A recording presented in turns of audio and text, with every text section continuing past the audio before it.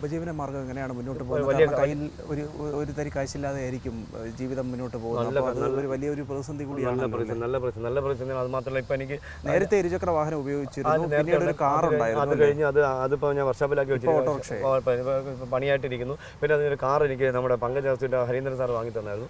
അത് ഞാൻ പെട്രോളെല്ലാം ഞാൻ തന്നെ അടിച്ച് മെയിൻ്റെനൻസ് എല്ലാം ഞാൻ തന്നെ ചെയ്യണം. പുള്ളി കാർ വാങ്ങി തന്നു. ഞാനത് ഓടിക്കൊണ്ടിരിക്കുന്ന സമയത്ത് 2-3 മാസങ്ങൾക്ക് മുന്നേ മണ്ണന്തലയിൽ വെച്ച് അത് എൻ്റെ ഒരു സുഹൃത്ത് അദ്ദേഹത്തിൻ്റെ വീട്ടിൽ നിന്ന് കാറും കൊണ്ടിട്ട് എന്നെ വിളിക്കാൻ വരുന്ന വഴിക്ക് എൻ്റെ അനിയത്തിക്ക് കണ്ണിന് ഈ ഷോർ വിട്ട് കണ്ണിന് കാഴ്ച പറഞ്ഞപ്പോൾ ഞാൻ കണ്ണമുല നമ്മളെ കണ്ണോസ്പിറ്റലിൽ നിൽക്കുകയായിരുന്നു. അപ്പോൾ അവിടുത്തെ ചെക്കപ്പൊക്കെ ഇറങ്ങിയ പുള്ളിയെ ഞാൻ വിളിച്ച് പുള്ളി ഇങ്ങനെ വരുന്ന വഴിക്ക് മണ്ണന്തല ജംഗ്ഷൻ കഴിഞ്ഞ് പറഞ്ഞാൽ KSRTC ബസ് വന്ന് എൻ്റെ പുറകിലേക്ക് ഇടിച്ച് അങ്ങ് നന്നായിട്ട് പരിക്കണ്ട. അതൊരു 3 ലക്ഷം രൂപ വേണമെന്ന് വർഷാപ്പ് കമ്പനി പറഞ്ഞു. അതുകൊണ്ട് ഞാനിപ്പോൾ 3 വർഷം അവിടെ ഒതുക്കിയിട്ടിരിക്കുന്നു.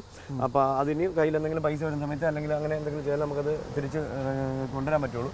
ഇപ്പോൾ ഫുൾ ടൈം യാത്ര ഓട്ടോയിൽ തന്നെയാണ്. പിന്നെ ഓട്ടോയിൽ പോകുന്നതുകൊണ്ട് രണ്ട് കാര്യമുണ്ട്. ഒന്ന് ഞാൻ പാവപ്പെട്ട ഒരു എൻ്റെ കൂട്ടുകാരനും കൂടി ഒരു വരുമാനമാവും.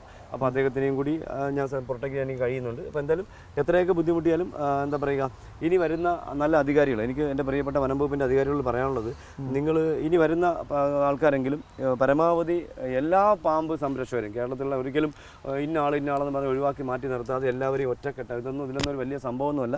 എല്ലാവർക്കും ചെയ്യാൻ പറ്റുന്നൊരു കാര്യമേ ഉള്ളൂ. ഇതൊരു വലിയ സംരംഭമല്ല. അതിന് പരമാവധി ഈ പരിചയമില്ലാത്ത ആൾക്കാർക്ക് നാട്ടിൽ റോഡിൽ കൂടെ പോകുന്ന ആൾക്കാരെ വിളിച്ച് ട്രെയിനിങ് കൊടുക്കാതിരിക്കുക. ഈ ട്രെയിനിങ് കൊടുക്കുന്ന ആൾക്കാർ നിങ്ങളൊരു 150 പേരെ കൊടുക്കും. ട്രെയിനിങ് കൊടുക്കുമ്പോൾ 5 പേരും പ്രത്യക്ഷത്തിൽ വരുന്നില്ല, ബാക്കിയുള്ളവരെല്ലാം മാറി നിൽക്കുകയാണ്. അവർ ചെയ്യുന്നത് വെച്ചാൽ അവരോരോ വീടുകളിൽ പോയി പാമ്പിനെ പിടിച്ചിട്ട് 1000-2000 വാങ്ങിയിട്ട് ഇതിനെ എവിടെയെങ്കിലും പോകണ വഴിക്ക് തുറന്നു വിട്ടിട്ട് പോകുന്നൊരു പ്രവണത നമ്മുടെ കേരളത്തിൽ കൂടുന്നുണ്ട്. മറ്റ് സംസ്ഥാനങ്ങളിലൊന്നും